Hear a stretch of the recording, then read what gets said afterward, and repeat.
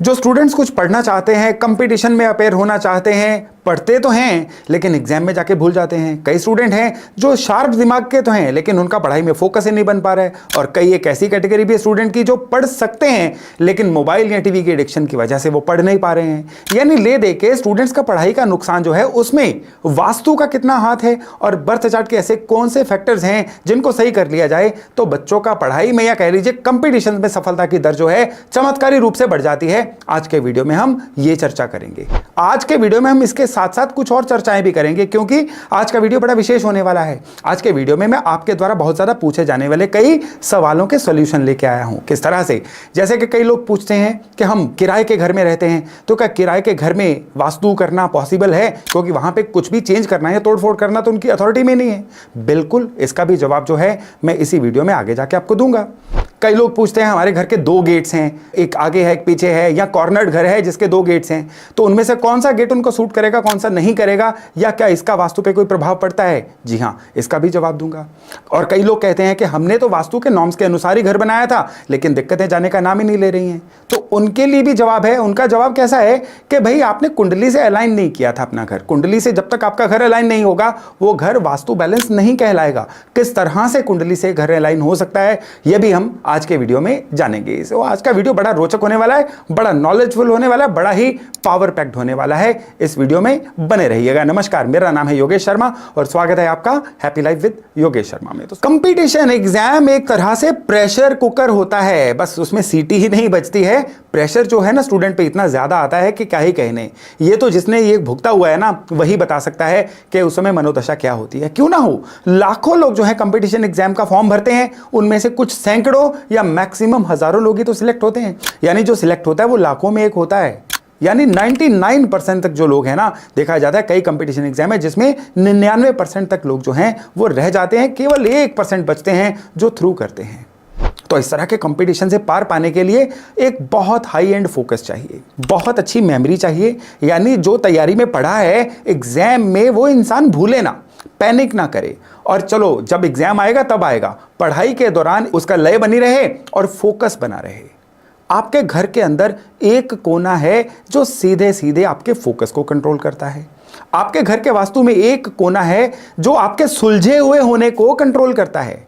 एक इंसान सुलझा हुआ नहीं होगा ना तो वो क्या करेगा, अपने कंपटीशन में, अपनी तैयारी में उन सब्जेक्ट्स पे या उन चीजों पे ज्यादा फोकस करेगा जो ज्यादा इंपॉर्टेंट नहीं है, या वो गैर जरूरी चीजों को प्रायोरिटी में नंबर 1 पे ले आएगा और बहुत ज्यादा करने वाली जो भी प्रैक्टिसेस हैं उनको लिस्ट में नीचे ले जाएगा। आपके घर का जो नॉर्थ ईस्ट कोना है ना, जिसको ईशान कोण बोला जाता है, ये अगर सही होगा तो इंसान जो है बहुत सुलझा हुआ रहेगा, उसको बिल्कुल सॉर्टेड रहेगा, उसको पता होगा क्या करना है क्या नहीं करना है, टाइम टेबल को कैसे फॉलो करना है, कब कहां किस चीज पे प्रायोरिटी देनी है। कई लोग बुकवॉर्म बन के रह जाते हैं, जिनका नॉर्थ ही सही होगा ना वो फिजिकल एक्टिविटी पे भी ध्यान देंगे, वो बिल्कुल जो है ना एग्जाम में 100% अपनी बैटरी चार्ज करके जाएंगे। मन की बैटरी की बात कर रहा हूं यहां पे। तो घर के नॉर्थ ईस्ट में ऐसा विशेष क्या किया जाए कि जिससे आपका दिमाग शॉर्ट रहे।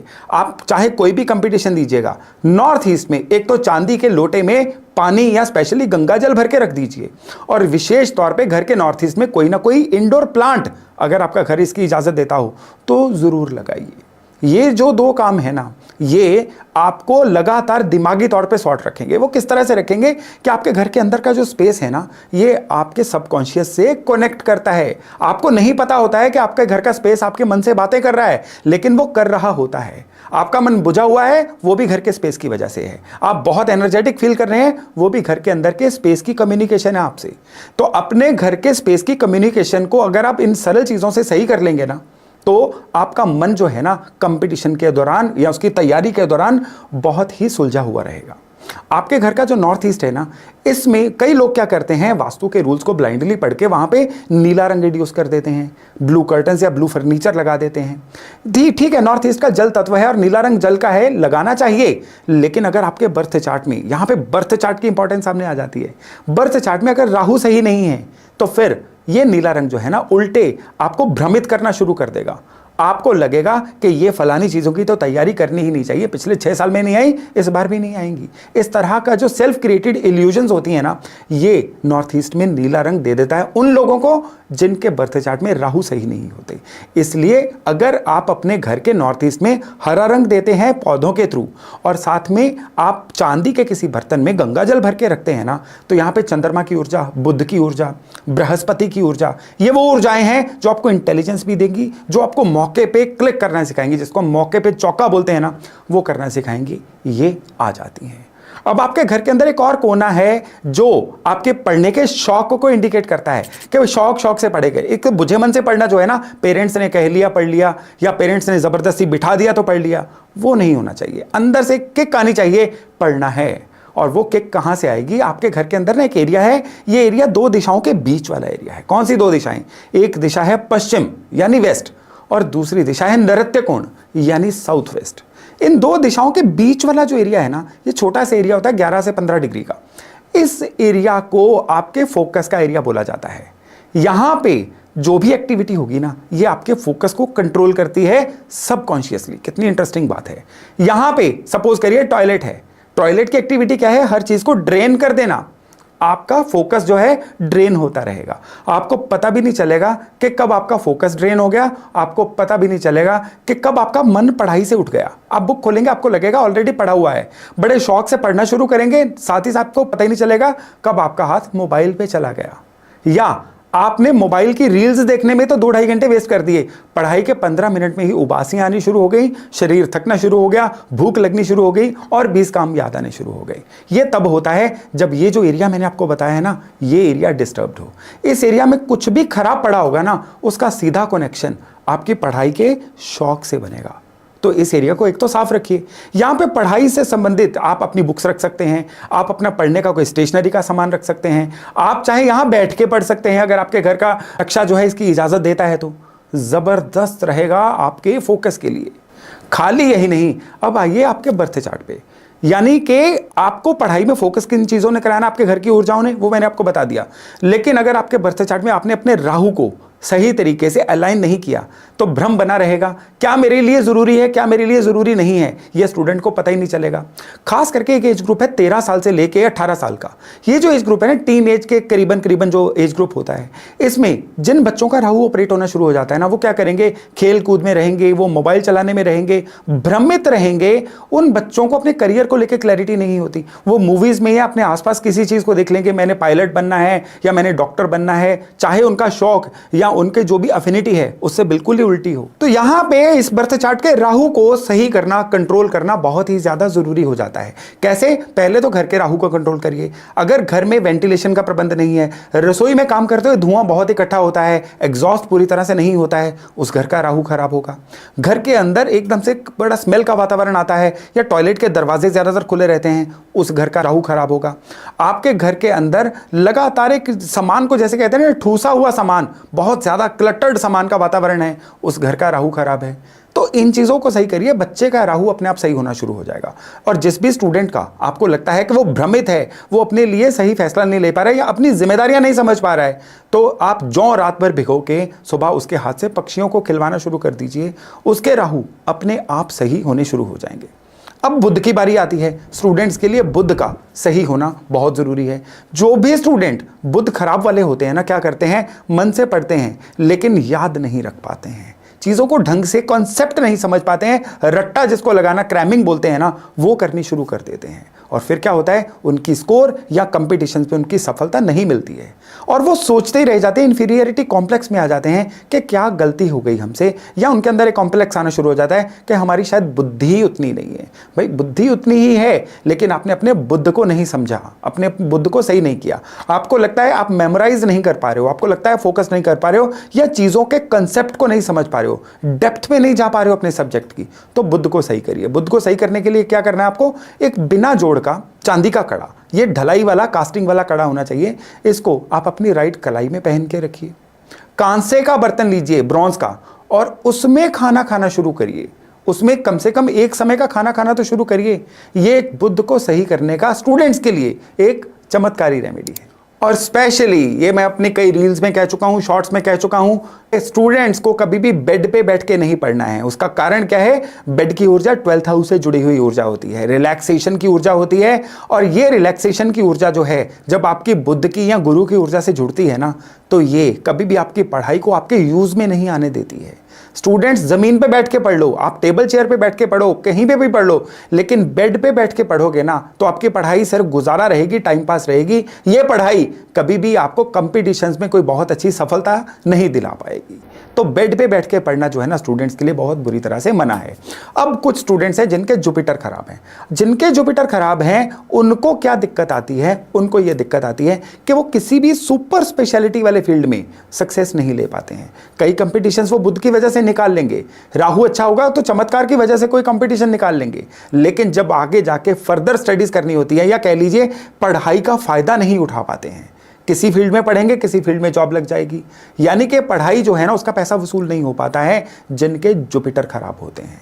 तो जुपिटर को सही रखिए। जुपिटर को सही रखने के लिए एक तो थोड़ा बहुत अपनी धार्मिक आस्थाएं कोई ना कोई थोड़ी बहुत बना के रखिए। किसी गुरु को भी आप मान सकते हो, या किसी गुरु की शिक्षाओं को मान सकते हो, लेकिन गुरु को सही करने की घर में एक वंडरफुल टेक्निक आपको दे रहा हूं कि घर के अंदर हवा का आदान प्रदान जो है वो जरूर रखिए। स्पेशली आपका जो स्टडी रूम है, उसमें हवा का आदान प्रदान रहेगा ना, तो आपके गुरु सही रहेंगे और बदले में आपको पूरी तरह से सक्सेस मिलेगी। कई सन्ड्री कारण ऐसे बन जाते हैं जिसकी वजह से स्टूडेंट्स जो हैं भ्रमित भी रहते हैं या फोकस नहीं भी कर पाते हैं। जरूरी नहीं है बुध राहु गुरु इन्हीं की कोई ना कोई खराबी हो, घर के अंदर कोई ना कोई और एरर जो है वो हो सकता है जिसकी वजह से स्टूडेंट्स जो है सही परफॉर्म नहीं कर पा रहे हैं। तो अगर आपको समझ नहीं आ रहा है क्या हो रहा है, तो आपको एक उपाय दे रहा हूं, मोर के पंख लीजिए, 11 मोर के पंख अपने कमरे में उनको आप उल्टा करके लटका दीजिए, डंडी ऊपर पंख नीचे। ये मोर के पंख जो है ना, स्टूडेंट्स की जितनी भी नेगेटिविटी है उनको बहुत अच्छे से दूर कर देते हैं। और साथ में ओम सरस्वती नमः, मां सरस्वती का पूजन रोज करिए। ये जो ऊर्जा उनसे कनेक्ट होगी ना, ये आपकी पढ़ाई की कई बाधाओं को दूर करेगी ही करेगी। एक अन्य सवाल है कि हम अगर किराए के घर में रहते हैं, किसी किराए के अपार्टमेंट में रहते हैं, तो उस जगह का वास्तु सही करना पॉसिबल है? क्योंकि वहाँ पे लैंडलॉर्ड हमें इजाज़त ही नहीं देंगे किसी ना किसी तरह की तोड़फोड़ की। तो भाई सबसे पहली बात कि तोड़फोड़ करना वास्तु करना नहीं होता है। असल वास्तु वही होता है जो बिना तोड़फोड़ के हो जाए। तो किराए के घर में रहने वाले लोगों का वास्तु बड़ी आसानी से बैलेंस हो जाता है और उसमें कोई भी तोड़फोड़ नहीं होती है। कोई 1000 में से एक कारण होता है जिसमें तोड़फोड़ करना अनिवार्य होता है, लेकिन बाकी 999 केसेस में बिना तोड़फोड़ के पूरा वास्तु बैलेंस हो जाता है। तो अगर आप किराए के घर में भी रहते हैं या किराए के अपार्टमेंट में, फ्लैट में रहते हैं, आपकी सरकारी एकोमोडेशन है, तो उसमें भी वास्तु को पूरा बैलेंस किया जा सकता है। एक अन्य सवाल है कि हमारे घर के 2 गेट हैं, कॉर्नर्ड हाउस है उसके 2 गेट हैं, या हमारे घर के आगे और पीछे 2 गेट हैं, तो हमें किस गेट को ज़्यादा प्रायोरिटी देनी चाहिए? कई लोगों के बर्थ चार्ट में मंगल अच्छे नहीं होते हैं, राहु अच्छे नहीं होते हैं, उन लोगों को साउथ का जो गेट है उसको ट्रीट करवाना चाहिए। कई लोगों के सूर्य अच्छे नहीं होते हैं, उनको ईस्ट का जो गेट है वो सही करवाना चाहिए। और जिन लोगों के बुध जो हैं किसी पर्टिकुलर पोजीशन पे होते हैं, उनको नॉर्थ फेसिंग जो प्रॉपर्टी होती है या नॉर्थ फेसिंग गेट है उसको सही करवाना चाहिए। तो डिपेंड करता है कि आपके बर्थ चार्ट से कौन सा गेट टैली कर रहा है, कौन सा नहीं। जो नहीं टैली कर रहा है उसको बंद करवा दीजिए या उसको वास्तु के अनुसार बैलेंस करवा दीजिए। तो आपका पूरे का पूरा घर जो है, चाहे उसके 2 तरफ भी गेट हैं, आपको सूट करना शुरू हो जाएगा। तो यहीं से अगला सवाल निकल के आता है। कई लोग कहते हैं कि हमने तो अपना घर जो है वास्तु के रूल्स के अनुसार बनवाया था, हमारे आर्किटेक्ट ने कहा था कि ये नक्शा जो है ये वास्तु के रूल्स के अनुसार है, साउथ ईस्ट में किचन है, नॉर्थ ईस्ट में मंदिर है, वगैरह वगैरह। तो यहाँ पे आने के बाद हमारी ट्रबल्स तो बड़ी ही हैं, तो हमें कैसे पता चलेगा कि हमारे घर की वास्तु ऊर्जा सही है कि नहीं? भाई आपको इस घर में आने के बाद अगर ट्रबल्स बड़ी हैं तो इस घर की वास्तु ऊर्जा डिस्टर्ब्ड है। वो इसलिए है कि वास्तु के रूल फ्लैट कभी नहीं होते हैं। वास्तु के जो भी रूल्स हैं ना, ये आपके बर्थ चार्ट से अलाइन होते हैं। कुंडली के अनुसार अगर वास्तु होगा तो उस घर में आने के बाद केवल और केवल बरकत ही आएगी। कुंडली के अनुसार वास्तु नहीं होगा ना, तो उस घर में आने के बाद ट्रबल्स जो हैं वो रुकने का नाम नहीं लेंगी। उदाहरण के तौर पे आपको बताता हूं, 5 तत्व हैं, अग्नि, पृथ्वी, जल, वायु, आकाश। इसमें से अगर आपके बर्थ चार्ट में अग्नि तत्व खराब है, अग्नि राशियां जिनको मेष राशि कहा जाता है, सिंह राशि, धनु राशि, ये अग्नि राशियां हैं, ये आपके बर्थ चार्ट में खराब हैं, तो 100% आपकी ट्रबल्स की जड़ जो है ना, ये आपके घर की रसोई होगी। आपके घर की रसोई को सही कर लेंगे ना, तो आपके जीवन की कई ट्रबल्स जो हैं वो ठीक हो जाएंगी। ठीक उसी तरह से जल राशियां जैसे कि कर्क राशि, वृश्चिक राशि, मीन राशि, ये आपके बर्थ चार्ट में खराब हैं। तो अब धन की दिक्कतें तो आएंगी ही आएंगी, कैश फ्लो की दिक्कतें भी आएंगी, और आपके घर में जो भी नॉर्थ एरिया या नॉर्थ ईस्ट के बीच में जो एरिया है ना, यहां पे आपकी समस्याओं की जड़ बैठी होगी। तो आपके बर्थ चार्ट को देख के आराम से बताया जा सकता है कि आपके घर के वास्तु में दिक्कत है कहां पे। इसलिए कभी भी फ्लैट वास्तु रूल्स जो हैं उनको अप्लाई मत करिए।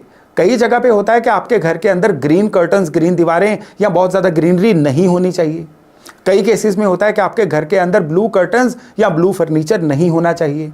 या कई केसेस में इस तरह से होता है कि आपका बेडरूम पर्टिकुलरली जो है आपकी कुंडली के धन स्थान के साथ अलाइन करना होता है, ताकि जीवन में आपके धन की बरकत बनी रहे। तो कुंडली के अनुसार अगर अलाइन करेंगे ना, तो पहली बात तो है कि धन की जो भी दिक्कतें हैं वो हटेंगी। दूसरी बात, घर के अंदर आपसी सामंजस्य, आपसी तालमेल का वातावरण बनेगा। अब किसी एक घर में धन भी लगातार प्रचुर आ रहा है, हेल्थ भी अच्छी हो रही है और आपको आपस में भी तालमेल अच्छा बन रहा है, तो और जीने को क्या चाहिए। तो उस घर का वास्तु में आप 10 में से 8 नंबर तो उसको दे ही सकते हो, लेकिन ये तभी होगा अगर आप उसको अपने बर्थ चार्ट के साथ अलाइन करोगे। ये बड़ा वास्ट सब्जेक्ट है, मैं आज आपको केवल आपके द्वारा मोस्ट इंपॉर्टेंटली पूछे गए सवालों के ही जवाब दे रहा हूं। तो दोस्तों, आपका घर केवल एक रहने का स्थान नहीं है, आपका घर आपका एक इस तरह का टूल है जो आपकी तरक्की में बहुत ज्यादा सहायक हो सकता है।